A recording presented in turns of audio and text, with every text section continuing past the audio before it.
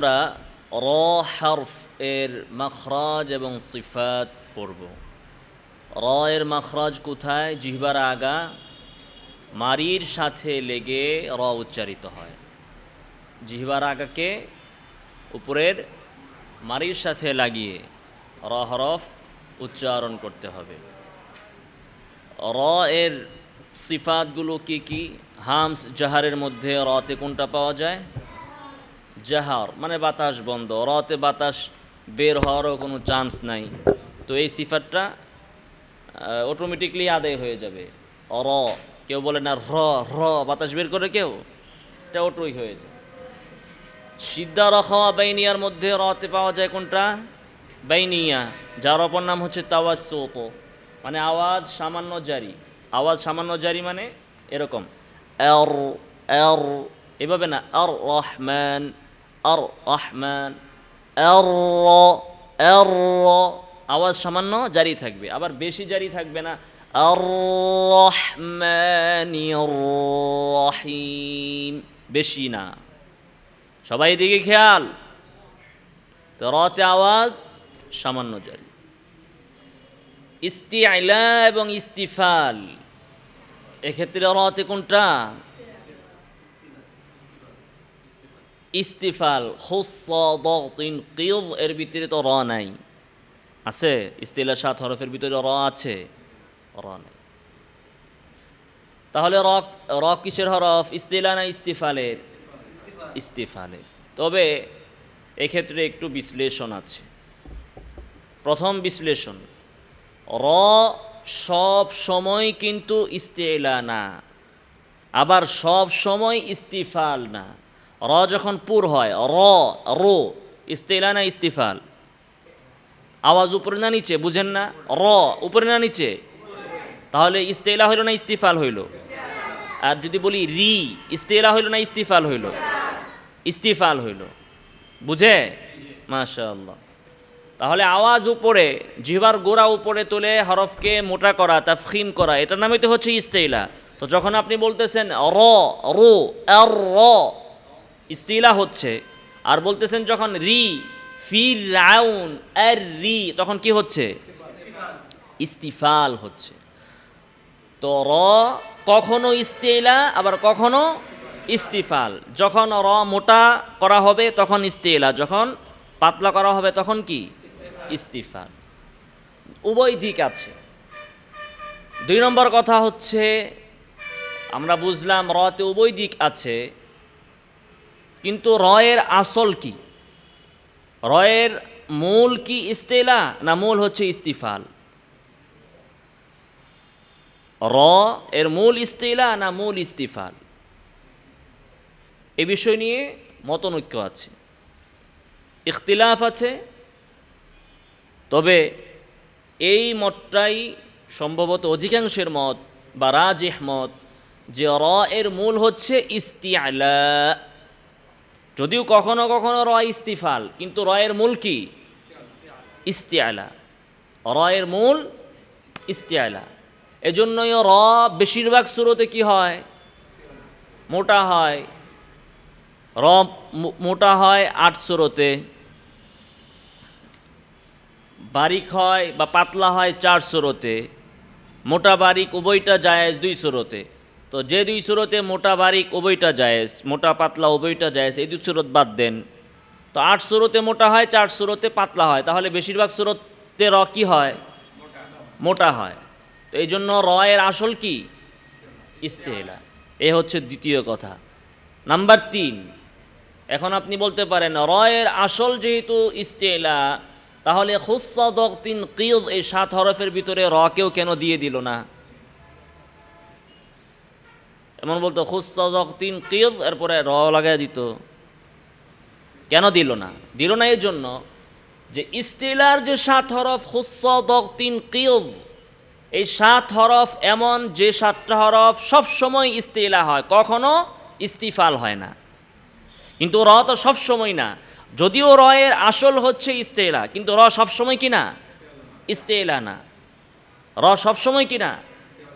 ইস্তিলা না। 4 সূরতে সে মুস্তাফিলা, ইস্তিফাল। এই জন্য এটা সাতের ভিতরে ঢুকে নাই। ইস্তিলার হরফ মানে হচ্ছে যে হরফগুলো সদা সর্বদাই মুস্তাআলিয়া, ইস্তিলার সিফত ওয়ালা হয়। তো র যেহেতু এমন না, এই জন্য সাতের ভিতরে রটা ঢুকে নাই। কথা ক্লিয়ার? আচ্ছা, তাহলে র ইস্তিফালের হরফ ধরা হয়েছে, কারণ কি? যেহেতু সে সাতের ভিতরে নাই। কিন্তু কখনো কখনো সে মোটাও হয় এবং বেশিরভাগ সময় সে কি হয়? মোটা হয়। ইতবাক ইনফিতাহ, এর মধ্য থেকে রতে কোনটা পাওয়া যায়? ইনফিতাহ, মানে হচ্ছে জিহ্বার মধ্যখান উপরের তালু থেকে পৃথক থাকে, র পৃথক। এরপরে ইদলাক ইসমাত, এই দুইটা সিফাতের তেলাওয়াতের ক্ষেত্রে প্রয়োজন নাই বা উচ্চারণের ক্ষেত্রে এগুলোর অপ্রাসঙ্গিক। তারপরেও যেহেতু মানুষ আলোচনা করে, সেজন্য আমরা দিয়েছি ইদলাক পাওয়া যায়। গায়রে মুতাদাদ্দার মধ্য থেকে রতে আরও দুইটা সিফাত পাওয়া যায়, তাকরীর এবং ইনহিরাফ। ইনহিরাফ এবং তাকরীর। ইনহিরাফ মানে কি? ইনহিরাফ মানে হচ্ছে যে উচ্চারণের সময় আওয়াজটা সোজাসুজি না যে ভিন্ন দিকে চলে যাওয়া, আওয়াজটা সোজাসুজি বরাবর বরাবর না যে ভিন্ন দিকে চলে যাওয়া, এর নাম হচ্ছে কি? ইনহিরাফ। যেমন আপনি গাড়ি চালাচ্ছেন, সোজা যাইতেছেন, হঠাৎ সামনে দেখলেন একটা গাছ পড়ে রয়েছে, তখন আপনি কি সোজাই যাবেন না একটু লেন পরিবর্তন করবেন? এটাকে বলে লেন পরিবর্তন করা। লেখা দেয় ট্রাফিক সিগনালে বা রাস্তায়, এক লেনে চলুন, মানে হচ্ছে কি আপনি ওভারটেক করতে পারবেন না, ডাইনে বামে যেতে পারবেন না, লেন সোজা লেন, এক লেনে চলুন। এক লেন, লেন বুঝেন তো? রাস্তায় দাগ দিয়ে হয় না? এই লেনটা দিয়েছে বাসের জন্য, এই লেনটা দিয়েছে প্রাইভেট গাড়ির জন্য, মাইক্রোর জন্য, আবার এই লেন দিয়েছে rickshaw, baby taxi, CNG, motorcycle, এগুলোর জন্য। লেন ভাগ ভাগ থাকে না? তো লেখা থাকে যে সোজা এক লেনে থাকুন, মানে লেন পাল্টায়েন না। আবার কোথাও এটা লেখা থাকে না, তখন আপনি লেন পাল্টাইতে পারবেন। আপনি যাচ্ছেন, দেখেন যে সামনে জ্যাম, তো আপনি লেন পাল্টায় আরেক লেনে যান, ডাইনের লেনে যান, বামের লেনে যান। তো আরবি ভাষায় সকল হরফ এক লেনে চলে, সকল হরফ এক লেনে চলে। শিন এশ এক লেনে, সদ এলস এক লেনে, বদ এল এক লেনে, জা এজ এক লেনে। শুধুমাত্র দুইটা হরফ ব্যতিক্রম, দুইটা হরফ লেন পাল্টায়, এক লেনে চলে না। এক লেনে এসে মাঝখানে এসে লেন পাল্টিয়ে ফেলে। কেন? যেহেতু সে দেখে যে সামনে কোনো একটা প্রতিবন্ধক আছে, সামনে কি আছে? একটা গাছ পড়া আছে, প্রতিবন্ধক আছে। প্রতিবন্ধকটা কি? যে জিহ্বার মধ্যখান বা জিহ্বার আগা উপরের মাড়ির সাথে এভাবে লাগানো আছে। তো লাগানো থাকার কারণে আওয়াজ সোজাসুজি যেতে পারে না, লেন পাল্টাইতে হয়। এর মধ্যে একটা হচ্ছে লাম। লামের ইনহেরাফটা কীরকম? সে যখন দেখে যে সামনে রাস্তা বন্ধ, দুই পাশ দিয়ে চলে যায়, এল। আর র একটা কীরকম? র এর উচ্চারণ ছবি দেখলে বুঝতে পারবেন যে র এর ক্ষেত্রে আমরা দেখি যে জিহ্বা এর মাড়িটা, জিহ্বার আগাটা উপরের মাড়িতে লেগে থাকে কিভাবে? জিহ্বার আগার ডাইন এবং বাম পাশ লেগে থাকে, মাঝখানে ফাঁকা থাকে। ছবি দেখুন, ছবি দেখলে পাবেন। এই মনে করুন জিহ্বা, এই জিহ্বার আগার এই ডাইন পাশ, এই বাম পাশ মাড়িতে লাগা আছে, মধ্যখানে কি আছে? ফাঁক আছে। তো এখন আওয়াজটা দুই পাশ থেকে চেপে মাঝখানের দিকে চলে আসে। ছবি চিত্রসহ তাজবিদও দেওয়া আছে, তাদরিব বইও দেওয়া আছে। আওয়াজটা দুই সাইড থেকে চেপে মাঝখানের দিকে চলে আসে, এর নামই হচ্ছে কি? ইনহিরাফ। যেমন আর, আওয়াজটা সোজা না, আর না। এই দেখেন আর বললে সোজা যাইতো, দুই পাশ থেকে চাইপা একেবারে জিহ্বার আগার মিডল পয়েন্টে, জিহ্বার আগার একেবারে মিডেলে, দুই পাশ থেকে মধ্যখানে চলে আসবে, জিহ্বার আগার মধ্যখানে। আর আর আর আর, এ হচ্ছে ইনহিরাফ। এ হচ্ছে একটা সিফাত। আরেক সিফাত হচ্ছে তাকরীর বা তাকরার। তাকরীর বা তাকরার মানে হচ্ছে পুনরাবৃত্তি হওয়া, বারবার হওয়া। কীরকম? যে আমরা যদি বোঝানোর জন্য বলি এইভাবে, অনেকবার র উচ্চারিত হয়েছি না? তো জিহ্বার আগা প্রকম্পিত হওয়ার মাধ্যমে একাধিক হরফ বের হওয়া, এর নামে হচ্ছে কি তাকরীর, পুনরাবৃত্তি, পুনরাবৃত্তি হওয়া। এটা কি তাকরীর, বুঝে আসছেনি? এটার নাম কি তাকরীর। এখন তাকরীর কি রতে আমরা করব, আমরা কিভাবে পড়ব? আর রহমানির রহিম ওয়া ফির, এভাবে তাকরীর করে পড়ব। এ ব্যাপারে দুই ধরনের মত পাওয়া যায়। একদল তাজবিদ বিশারদগণ বলেছেন তাকরীর সিফাতটা রয়ের ক্ষেত্রে দেওয়া হয়েছে বর্জন করার জন্য, মানে তাকরীরটা হচ্ছে বর্জনীয়। এই খেয়াল করেন, ইস্তিলা হচ্ছে করণীয়, আর তাকরীর হচ্ছে কি বর্জনীয় সিফাত। সিফাত মানে বৈশিষ্ট্য। আপনি সত্য কথা বলা, এটা একটা সিফাত, এটা কি করতে হবে? নিজের ভিতরে অর্জন করতে হবে। মিথ্যা বলাও একটা সিফাত, একটা বৈশিষ্ট্য বা একটা গুণ, একটা অবস্থা। এটাকে অর্জন করতে হবে না বর্জন করতে হবে? কথা বলে না।